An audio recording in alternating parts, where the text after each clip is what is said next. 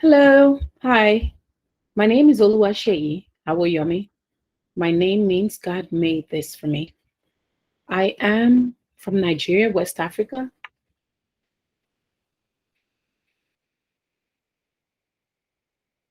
Hello, hi. How are you?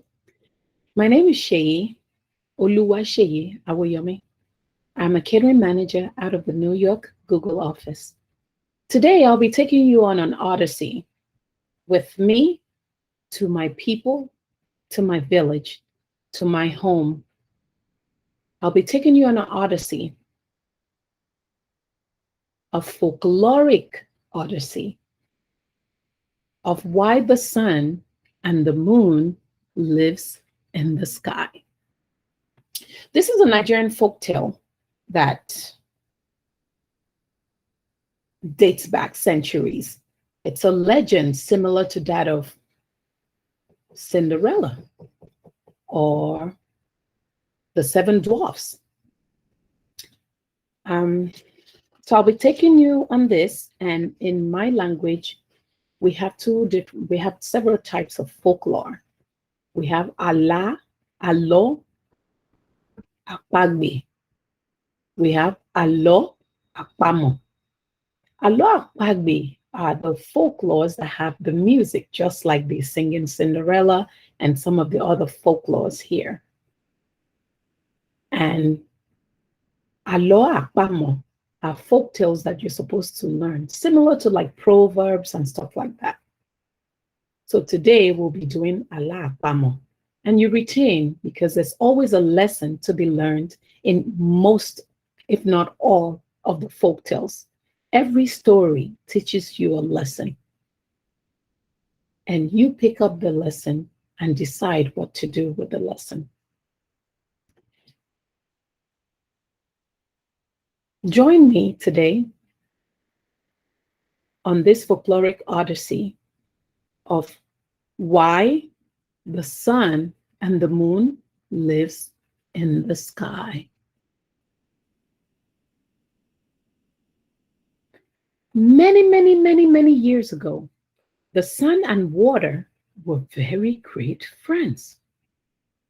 The sun would always come and visit the water, sometimes every week, every other week. Very frequently, the sun would visit. But the water never visits the sun. So one day, the sun said, "Water, why is it that I always come and visit you, but you are yet to make a visit to my home?" Water chuckled and Water said, "Oh, your house, your home is way too small for me. For me to visit, you would have a tremendous, big, humongous space for me to visit." So the sun chuckled as well. "I can do that. Anything for my friend I would do." And the water asked again, "Are you sure? Are you?" And the water went on to explain, "I need a lot of space when I do visit you," the sun. He said to the sun. "And when I come along with my friends, the fishes, the shrimps, lobster, even the porcupine." Oh, is it porcupine? No, it's not porcupine. The blowfish, jellyfish, stingray, all of it. I come with all my friends when I'm coming. And the sun said, "Oh, anything for my friend. I will do anything for my friend." So the water then said, "Okay, you say so. So when do you think your space will be big enough, or when do you think you would have the space that's big enough to accommodate my visit?" Then the sun said, "No problem. I will let you know." The sun goes off, goes back to his family and tells his family, oh, he's so excited for the first time. His friend is going to come and visit him. His wife, his children, and his very good friend, the moon, is also excited for him that they will be hosting water, a very good friend to the sun.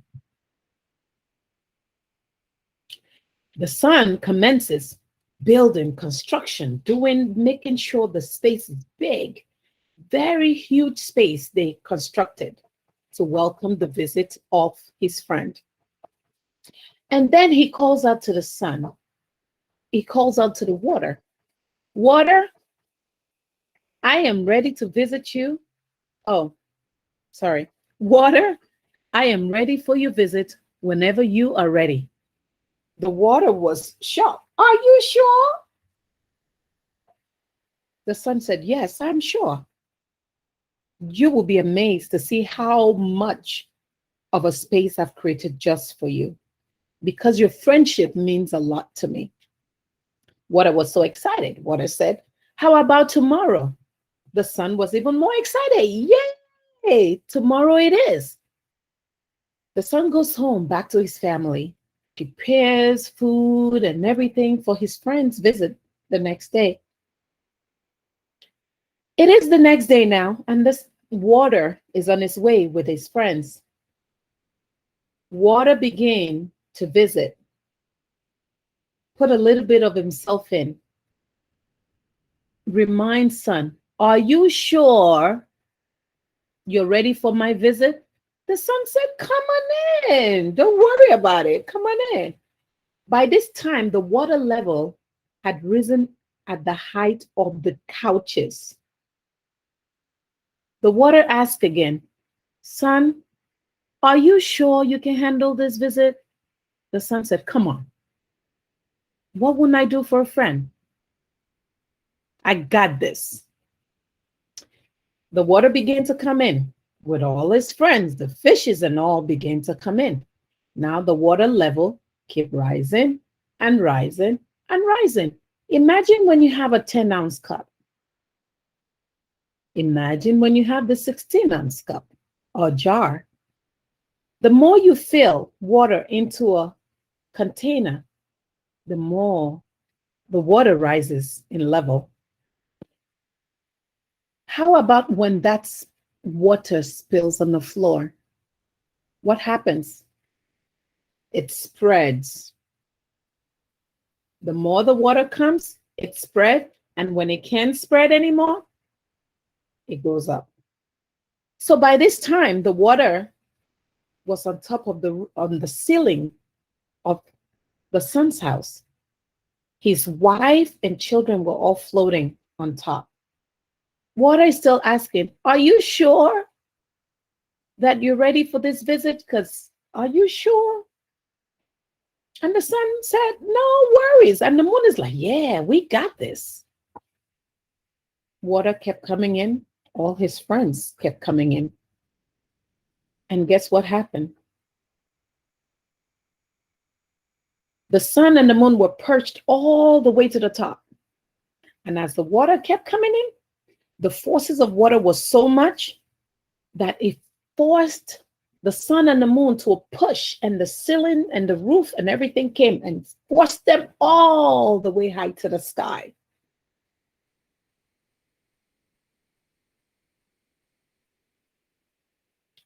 The water told the sun what to expect.